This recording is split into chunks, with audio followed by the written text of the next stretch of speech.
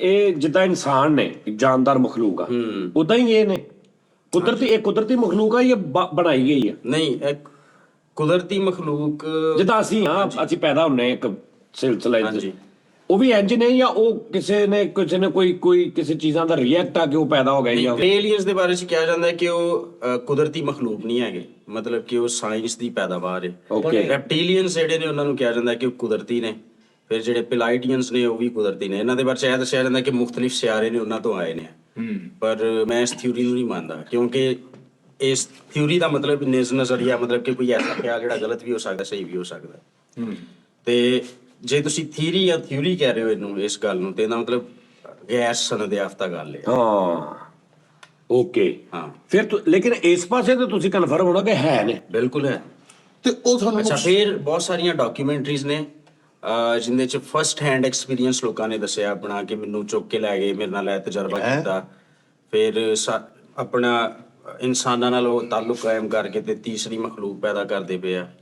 First hand experience ਤੇ ਵੱਡੇ ਚਿਹਰੇ ਨੇ ਉਹਦੇ ਚ ਅਮਰੀਕਾ ਦੇ ਖਾਸ ਤੌਰ ਤੇ। ਏਲੀਅਨ ਚੁੱਕ ਕੇ ਲੈ ਗਏ ਭਾਈ ਫੈਸਲ ਨੂੰ ਵਿੱਚ ਤਰਾਨ ਵੀ ਦੇਖ ਕੇ ਬਾਬਾ ਦੁਕਾਨ ਲੱਗ ਗਈ। ਇਹ ਸਵੇਰੇ ਆਇਆ ਬੜੇ ਇਹਨੂੰ ਲੋਕ ਬਣ ਕਿਹਾ ਮਿੱਠੇ ਰਾਤੀ ਕਿੱਥੇ ਸੀ ਕਹਿੰਦਾ ਮੈਨੂੰ ਏਲੀਅਨ ਲੈ ਗਏ ਉਹਨਾਂ ਨੇ ਮੈਨੂੰ ਕਿਹਾ ਕਿ ਅਸੀਂ ਤੇਰੇ ਨਾਲ ਤਜਰਬਾ ਕਰਨਾ ਵਾ ਅਸੀਂ ਤੈਨੂੰ ਜੂਸ ਲੈ ਕੇ ਦਿਆਂਗੇ।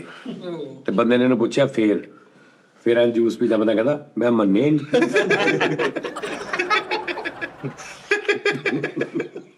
ਨਹੀਂ ਯਾਰ। ਹੁਣ ਮੇਰੇ ਦਿਲ 'ਚ ਬਹੁਤ ਸਵਾਲ ਆ ਰਹੇ ਉਸਤਾਦ ਜੀ ਪਤਾ ਕੀ ਜ਼ਾਹਰੀ ਬਾਤ ਆ ਉਹਨਾਂ ਨੂੰ ਸਰਵਾਈਵ ਕਰਨ ਵਾਸਤੇ ਜਿੱਦਾਂ ਸਾਨੂੰ ਸਰਵਾਈਵ ਕਰਨ ਵਾਸਤੇ ਇਸ ਦੁਨੀਆ ਤੇ ਪੈਸਾ ਚਾਹੀਦਾ ਚੀਜ਼ਾਂ ਚਾਹੀਦੀਆਂ ਨੇ ਸਾਨੂੰ ਫੈਸਿਲਿਟੀਆਂ ਚਾਹੀਦੀਆਂ ਨੇ ਸਾਨੂੰ ਜ਼ਰੂਰਤ ਸ਼ਿਆ ਚਾਹੀਦੀਆਂ ਨੇ।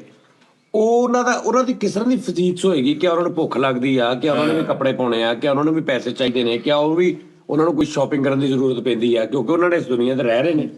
ਉਹ ਸਾਡੇ ਸਾਹਮਣੇ ਆਣ ਤੇ ਸਾਡੇ ਵਰਗੇ ਨਜ਼ਰ ਆਣਗੇ ਉਹ ਤੁਹਾਡੇ ਸਾਹਮਣੇ ਨਹੀਂ ਆ ਸਕਦੇ। ਸਾਡੇ ਸਾਹਮਣੇ ਨਹੀਂ ਆ ਸਕਦੇ ਨਹੀਂ ਹੁਣ ਨਹੀਂ ਆ ਸਕਦੇ ਮਤਲਬ ਕਿ ਵੈਸੇ ਏਲੀਅਨ ਐਕਸਪੋਜ਼ਰ ਦੀ ਗੱਲ ਜਦੋਂ ਕੀਤੀ ਜਾਂਦੀ ਕਿ ਉਹਨਾਂ ਦਾ ਜ਼ਹੂਰ ਕਦੋਂ ਹੋਏਗਾ ਮਤਲਬ ਕਿ ਪਬਲਿਕ ਦੇ ਸਾਹਮਣੇ ਕਦੋਂ ਆ ਜਾਣਗੇ ਤੇ ਅਗਲੇ 10 ਸਾਲਾਂ ਦੇ ਅੰਦਰ ਦੀ ਪ੍ਰੈਡਿਕਸ਼ਨ ਦਿੱਤੀ ਹੈ ਲੋਕਾਂ ਨੇ ਜਿਹੜੇ ਐਕਸਪਰਟ ਨੇ ਇਸ ਟੌਪਿਕ ਤੇ। ਇਹ ਉਹਨਾਂ ਨਾਲ ਗੱਲ ਕਰਕੇ ਹਾਂਜੀ ਕਈ ਜਿਹੜੇ ਨੇ ਇੱਕ ਹੁੰਦਾ ਉਹਨੂੰ ਕਿਹਾ ਜਾਂਦਾ ਚੈਨਲਿੰਗ ਦਾ ਮਤਲਬ ਹੈ ਕਿ ਤੁਸੀਂ ਰੂਹਾਂ ਨਾਲ ਜਾਂ ਜਿਹੜੇ ਬਦਰੂਹਾਂ ਨਾਲ ਹੁੰਦੇ ਨੇ ਤੁਸੀਂ ਤੁਹਾਡੇ ਅੰਦਰ ਸਮਾ ਜਾਂਦੇ ਨੇ ਤੇ ਤੁਹਾਨੂੰ ਪੈਗਾਮਾਂ ਦਿੰਦੇ